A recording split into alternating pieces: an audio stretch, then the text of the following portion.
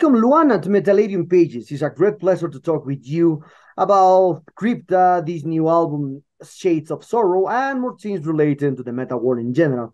So we're starting, I think, with a common question. How has band been the band during the last 2 years? Because your first album, Echoes of Soul, was a complete successful for a lot of medias.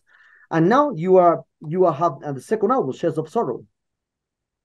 Um, it's been good. We promoted Echoes of the Soul a lot. I feel like we covered most ground with Echoes of the Soul, even though we started promoting it kind of late due to the pandemic. We released the album and we had to stay at home for a while, so it started late. Well, in this time that we promoted it, we've been through, I think, almost all the common places that the band are going. All America and Europe. Um, yeah, we've been to a lot of places. We just didn't go to Asia, but hopefully with Shades of Sorrow, we will be able to. Hmm, okay, okay. Well, what I remember when the Echoes of Soul was released in 2021, a lot of media get attention from Crypta. Well, all you and Fernanda came from Nervosa. So a lot of advertisements in the metal in the great magazines in the great around the world. So a lot of attention. So with this aspect, did you do you have some did you feel some pressure about the Shades of Sorrow to see what kind of expectation do you have the people with this new album, or perhaps something else? Well, I wouldn't say that I have expectations or that I feel pressured in any means, but at the same time, I'm always very excited and very curious to know what people have to say about it. It's not like it's gonna hit me in any way. Like, I already have my opinion made up about this new album, but I'm always very curious to know what people are gonna think about it. Because, anyways, it's the art that we've been working on for so long. I want to know if people think it's more interesting compared to the last album or not, even. So, yeah, I don't have any expectations, but I hope people like it, and I hope we get lots of comments, no matter what kind of comments, so I have more to read and to just, yeah, just be over, I guess, for some time. Mhm. Okay. Well, for this new album, we have three different approach because the first album was the cover art was did by Wes Wisconsin, a great artist, well known around the world. Now for the Shades of Sorrow, we have a new Brazilian artist. So who came with the aspect to do with the Brazilian artist this cover art? It was actually a Mexican artist Okay. from, I think he's from, I forgot the city. I don't know if it's Guadalajara, maybe not. I don't know, but he's a Mexican artist, and funny thing about him is that he never worked with bands before. He usually does paint on a commission, but I've seen he exposing his art in like museums and stuff. So it was very new for him to work with a death metal band, even with a band, and it was very new for us to work with someone that is completely out of the metal scene. We didn't get a recommendation from anyone for to work with him or anything. I just found him on Instagram randomly, thought that it looked cool, and we kind of asked him if he was interested and what was the budget for the art, and it was like around the budget the other artists in the metal scene charge. So why not to just test someone completely new, Also to add someone completely new to the scene, because maybe new bands will just come up now and talk to this guy, contact him for future arts. And, yeah, it's about the art itself is much darker and minimalistic, but also I think the songs are much darker and more serious than the last album. So it matches the vibe of the songs. Echoes of the Soul had lots of details and color, but it was also like an old school death metal album to a certain extent. So that matched it.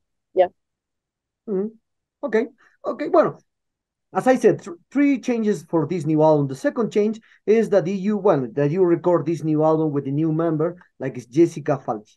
Jessica Falch as a new guitar. So compared with the first. So how was the work with her with it for this new album? It's much better than the previous one, or was completely different, perhaps. Actually, when Jessica got in the band, we already had all the songs written, Okay. because we've been working on the song since Echoes of the Soul almost. Some riffs have been there since Echoes of the Soul. So when she got in the band, everything was already done. The new album was just already recorded almost. And the thing that she did was to write her own solos and to put her identity on her solos. So she was completely free to do whatever she wanted with the solos, since it was the last thing that we had that wasn't done, and it was her thing to do the solos. So yeah, it was very nice to work with her, but also I'm looking forward very much to be able to actually write songs with Jessica and not just have her solo, to see what are her riff ideas. Okay. And now the third change for me, especially because when I hear Echoes of Soul, the album was a duration for 41 minutes. And now with this second album, you have a duration almost like 60 minutes.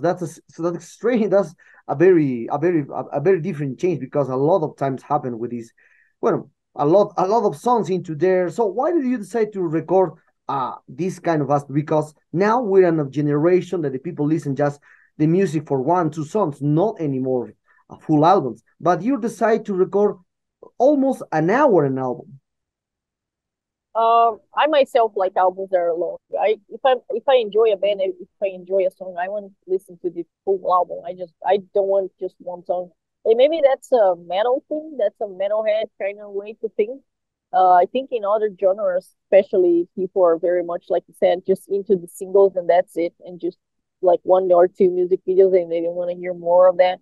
But as a metalhead, I do want a full album. And if I want a full album, I want my band to have a full album and a long album. I enjoy it very much, and we all do. So why not? I think if people don't like that it's too long, I guess they can just listen to their favorites. But they also have the option to listen to the full thing because we have it. It's always good to have. As much as you can write, the better.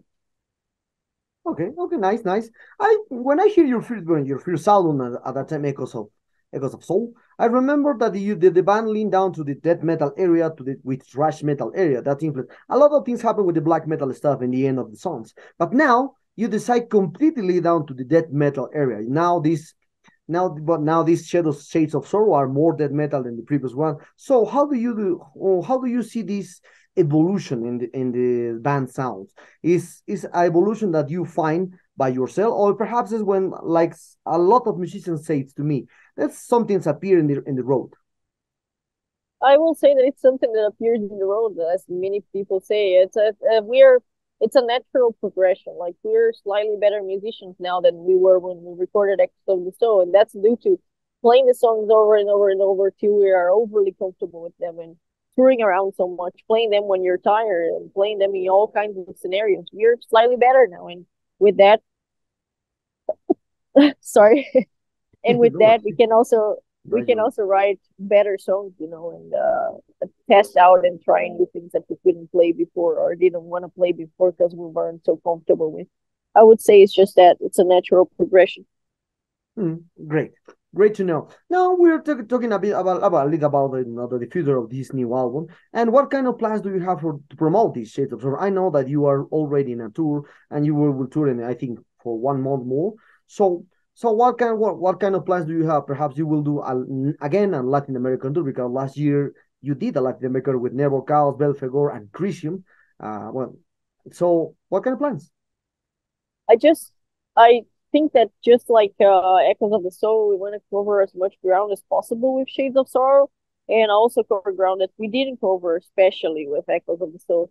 Like, with Echoes, we were able to play like all America, from Latin America to Central America and most part of North America, and lots of Europe, but not all the countries. And we didn't play Russia, or we didn't play Asia as well. So hopefully, with Shadows of Sorrow, we are able to reach those parts of the world as well. And that's about it. Okay. Now, as I said, talking about other aspects in the metal in general, as you know, a lot of the people are talking about the successful of the Crypta wars, because a lot of people more thinks that the successful career of the Crypta has right now is more that you are a female or you are a woman, and not just like this focus in real music. So what is your opinion of that the Crypta are mostly successful, because they a lot of people think they're more woman than a man band. I think it depends on what people call success, because if they consider that getting lots of attention is success, then yeah, it has lots to do with the fact that we're women, because a female death metal band is not so common to see, especially playing like fast shit and so on. It's not, it's just, I gotta be honest, it's not so easy to see, and it grabs a lot of attention. So if people consider attention success, yeah, sure, it's because we're girls, I would say. But if people consider success that you have fans that actually like and listen to your music and buy the albums because they like the music, then no, it's not at all because we're a woman, because that has nothing to, like, you can listen to a song and know that a woman wrote that. It's just a song. It's just a guitar playing and a drum beat playing. There is no way to tell the gender of a song if you don't look at the image, at the picture. And so we do grab lots of attention for the female factor, but also not all the attention is positive. You know, we get a lot of hate because we're women, and people that just think that we don't belong in the scene, or that we are not as serious as any other band formed by males, that we don't know how to do properly as they know, and all that bullshit that people just assume about females. And I don't know why they do, but they do. It's just sexism. It exists and it's everywhere, you know. So yeah, it depends on how people see success. I think the fact that people like our music is just due to the fact that our music is just good death metal. It's not innovative. It's not anything new. We are also not trying to make anything new. It's just a good regular death metal, and I guess some people liked it. So that's just due to the fact that we are good musicians, I would say. And if success is like attention, and then sure it has to do with the fact we're female, because that like lots of people get to us because of that. Okay, okay. Well, other aspects, and talking about other details into the music industry at this moment. Well, as you know, a lot of the algorithms, well, once, well, were very useful to hear new music in the digital platforms and the media, etc.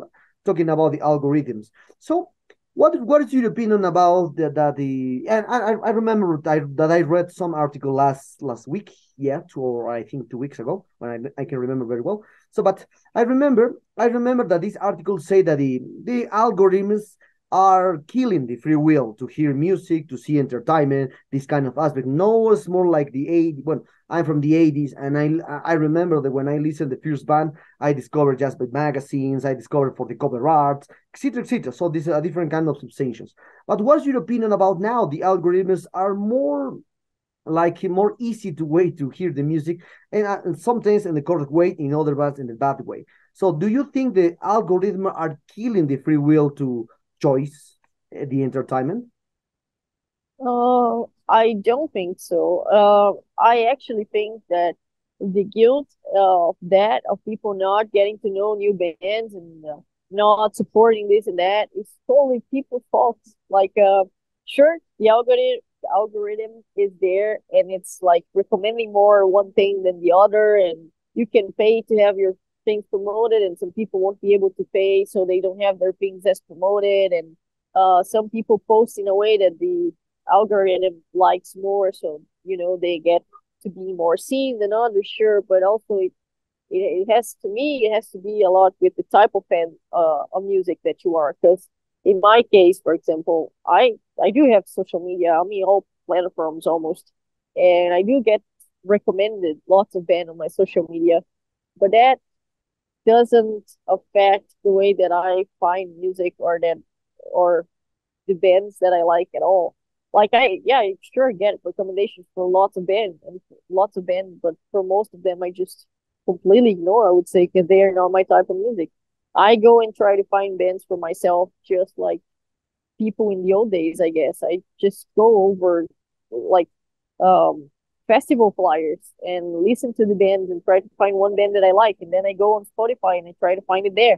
And if I do like, I go to the band camp, try to buy some merch, go to a metal distro, and try to find new bands that they are releasing, like underground bands from the distros, and in so many other analog ways, I would say, that I find my music.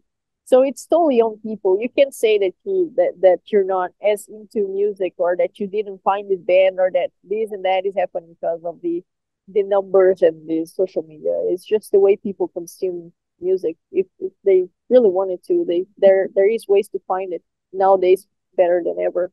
You don't have to depend on that. Okay.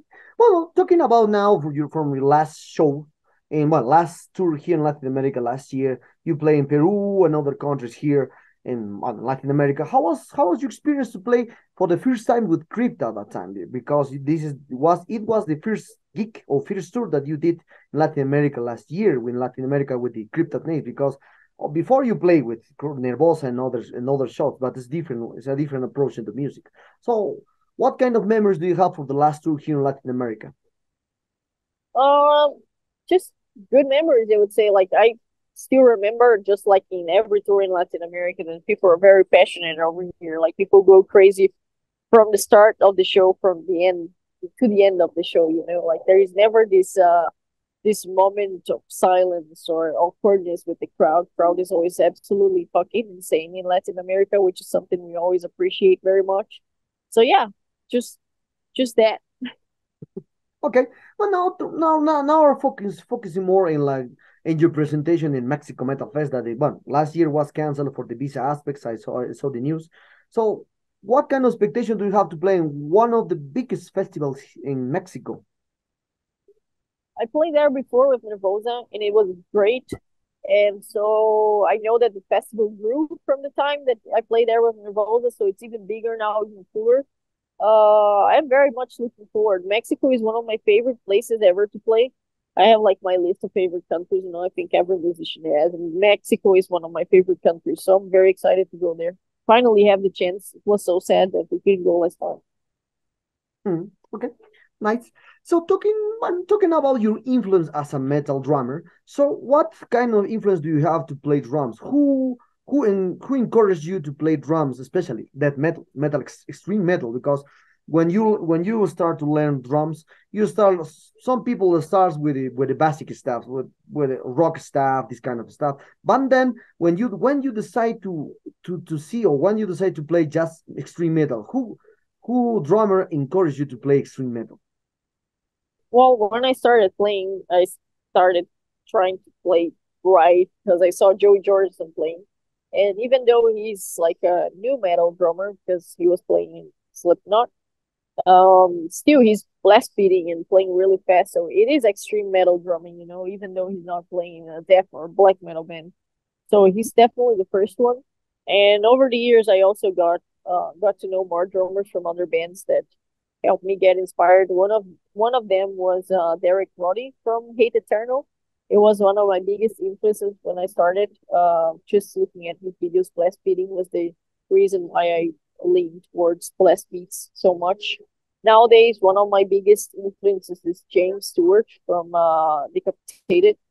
Just to me, one of the best extreme metal drummers ever. So it's always great to see him play and try to get some inspiration from that, as much as I can in my level of playing. So yeah. Okay. And one of the last questions. Well, now, when I hear completely the full albums from Crypta, are you more influenced by the death metal from US? But when I spoke, when all people know about the Brazilian death metal, always names like Crisium, Rebellion, Abhorrence, Ophiolatry, a lot Nefas, a lot of huge names for me, especially because I like all these kind of bands. So why do you decide to play American death metal when you have your own sound in your country? Oh, I don't know. It was never something that we thought of or tried to sound like this or sound like that. My favorite kind of death metal is Swedish death metal. So I'm not even leaning towards the death metal that is my favorite one right now. So I don't know. It's just all very natural. Um, yeah, really, really don't know. I love all the bands in my area. Like you said, Rebellion. There is Treason from my state. There is Mental Horror, Nefast. There is Postmortem. Just so many. We could exterminate. We could go over so many bands, but it just happened that we sound like that, I guess. Okay. Crypta is one of the last bands that have had a successful career since the beginning to now, compared to the a lot of bands that are old bands, especially in the death metal in Latin America. So, what kind of recommendations do you have for the new and for the new bands that are trying to say to have the same successful career? I don't know, because it's not like we have a formula to why it has been working since the beginning. But I would say that you gotta do it because you like it a lot, and you gotta like it a lot to be able to do it and have even the slight success doing it. Because it's not as easy as it looks from the outside, and it's very time demanding. We are always working full time for the band. So I would say just be passionate about it or quit and go and do something else if you're passionate about it, because otherwise you're just gonna get frustrated. I guess many people start thinking it's gonna be very quick and easy, and then they get disappointed that it takes long and it takes a lot to get just a little bit in metal because it's metal, and then it just ends up not working out. And yeah, if you're not passionate about it, you're gonna end up frustrated for sure. Okay, okay. Well, one question that I came to my mind right at this moment. So, what do you think Brazil has always the get attention from all medias in general, especially from outside media, because since the 80s, Sarcófago, Sepultura, then Angra, then Crisium, Rebellion has a lot of attention. Well, now Nervo Chaos, and all another new and you are always are Brazilian compared to compared to other countries in Latin America. Brazil has more as more like a more structured a scene, more structured bands, so more bands that get attention from outside world. I don't know, but also like statistically, if we think from Latin America, Brazil is one of the biggest, if not the biggest. I think it's the biggest country, the largest. And so I mean, how many people do we have living there? We gotta. It's statistically, I would say it's because we're just the biggest country. We know we have so many more bands, but we have so many more people. I guess some of them would have to stand out internationally. I think it's because we're just a bigger country, but I don't have a better answer to that. Okay. Well, Luana, the sad times arrived at this interview. I hope you enjoyed this one like me. You're a terrific guy. I saw your band last year. Great presentation, by the way. This last album for me, is much better than the first one. So congratulations on that. So perhaps do you want to add something to your Latin American fans and Metalero followers? I would say that just follow us on social media if you want to follow with what the band is doing, where we're gonna tour, and so you can go and support us and go to the gigs. And the album is gonna be released on the 4th of August, and yeah, just check it out when it's released.